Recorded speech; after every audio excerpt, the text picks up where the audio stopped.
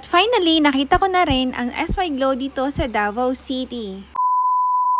For today's vlog nga ay nandito ako ngayon sa Davao International Airport. Pupunta pala ako ng Parañaque dahil invite ako ng tita ko at birthday ng pinsan ko. Malayo pa lang ang buwan na pabook niya na ako last month. At habang naglalakad nga ako, may tumawag sa may likuran ko. Tinawag ako ni tatay at kinausap ako. Tinatanong niya kung saan ako nanggaling. Nakita niya siguro na hirap na akong magbitbit ng mga gamit ko. At nag-offer siya na siya na lang ang bitbit ng maleta ko. At nakwento niya na isa siya sa mga staff dito sa Davao International Airport. Nahiya na ako kay tatay at hindi na ako nagpahatid dito sa loob. Nakakwento nga pala niya na 10 years na siya dito sa airport na nagtatrabaho. Meron daw po siyang 5 anak at iniwan siya ng asawa niya. Wala man lang ako naiabot kay tatay at sabi ko babawi na lang ako pag uwi ko. At nung nandito na ako sa loob, pumila pa rin ako kahit hand carry ang baggage ko. Sobrang haba ng pila at ako'y naiinip na. Konti na lang ang oras ko para boarding ko na. Oh my God! Ako'y naloloka. Buti na lang nakita ko sa gilid yung self-check-in for boarding pass. Pwede naman pala. Diyos ko, syonga-syonga. Dali-dali na nga ako umakyat sa escalator kasi konting time na lang talaga ang natitira. Diyos ko naman kasi. Bakit kasi ang syonga-syonga? Sa sobrang haba ng pila ay walang kwenta ang pagpunta ko ng maaga. Umalis ako sa Tagum ng 5 AM. Nakarating ako sa airport ng 6:30 AM. At almost 1 hour ang pinila-pila ko. Ay Diyos ko, nagka-aberya na naman ako. Yung lotion ko na SY Glow na 200 ml ay pinaiwan sa akin. Hindi ko na nga nabidyuhan kasi nga ako'y nai-stress na. Bumaba ulit ako ng escalator at naghanap ako ng CR para gawan ko ng paraan. At habang nasa CR ako, iniisip ko kung anong paraan ang gagawin ko. At nakita ko ang lalagyan ng pabango ko, itinapon ko yung pabango ko at dun ko nilagay ang ibang lotion ko. At the other side naman, nakita ko ang lalagyan ng cotton ko.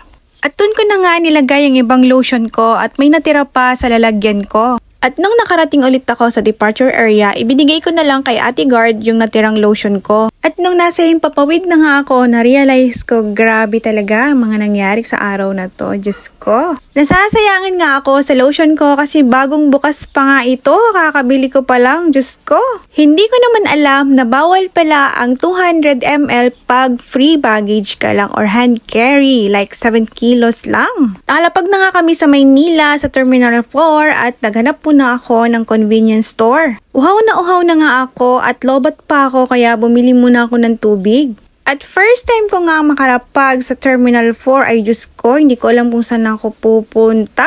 Tinuruan nga ako ng tita ko na tumawid sa kabilang side ng kalsada at maghanap ng Jollibee. Ay Diyos ko, nakarating nga ako dito sa Jollibee na naglalakad, sobrang init. At sabi ko nga, hindi pa ako nakakarating ng Bora at ako'y natututong na.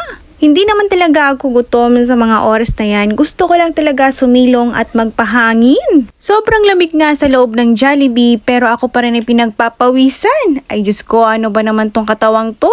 At sa mga puntong yan, ako hindi pa rin makamove on sa nangyari sa aking lotion. At sabi ko nga kakayod na lang ako para makabili ulit ako ng bago. At sabi ko nga, Diyos ko, magda-diet ako pero pag nandito ako sa Manila, hala, puro pagkain. At habang kumakain nga ako, pinag-aaralan ko na yung lugar kung saan ako sasakay at maghahanap ng taxi. Mahirap talaga dito sa Maynila pag wala kang budget, nakakaloka. Nakasakay na nga ako ng taxi at hindi ko na nailabas yung cellphone ko at videohan yung ginagawa kong paglalakad. Ay Diyos ko, pag nilabas ko yung cellphone ko, baka ma-jackpot. Nakarating na nga ako dito sa Green Heights Parañaque papunta sa bahay ng tita ko. Ay salamat at konting oras na lang at makakapagpahinga na ako. Ay sobrang init dito sa Manila. Kala mo Davao lang. Diyos ko. Talaga nga namang nakakalula ang mga bahay dito sa loob ng Green Heights. Diyos ko, hindi ka makakapagpatayo ng bahay dito kung wala kang milyones. At ayun na nga, nakarating na ako sa bahay ng tita ko. At doorbell nga ako ng doorbell at walang lumalapit sa gate. Diyos ko! Eto na nga ba yung sinasabi ko? Wala pa ako sa Bora pero tutong na ako. Diyos ko, Lord. Maya-maya pa ay lumabas na yung pinsan ko dahil nagdo-doorbell na ako. Tinuruan niya lang ako paano i-open yung gate sa likod. Diyos ko, Lord. Ayaw niyang lumapit sa akin dahil nahihiya pa siya. Tinatago niya yung mukha niya. Yan yung pinsan kong magbe-birthday. At finally, nakapasok na nga ako sa loob. Yung pinsan ko nagtatakbo na pakyat ng kwarto. Diyos ko, mamaya ka lang talaga sa akin, Cordapia.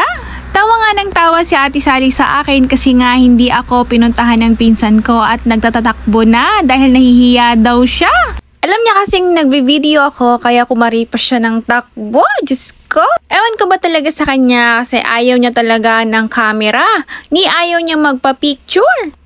At eto nga pala ang panganay ng tita ko na si Devon. At yung kapatid niya andon, nagtatago na naman. Sobrang na-amaze ako dito sa batang ito. 11 years old na kasing edad ng anak ko. Pero tignan mo, nagtatago, nahihiya sa akin. Pero pag nagtagal naman ako dito, nakadikit naman yan sa akin. And the next day, birthday niya na. Sinelebrate muna namin yung birthday niya bago kami lumipad papuntang Boracay. At ayan naman yung mami niya, na tita ko, na kapatid ng papa ko. At ito naman yung maliit na nakasalamin niyan, ang pangalawa niyang kapatid. At mga kaibigan niya. And salamat! Yun lang. Happy birthday!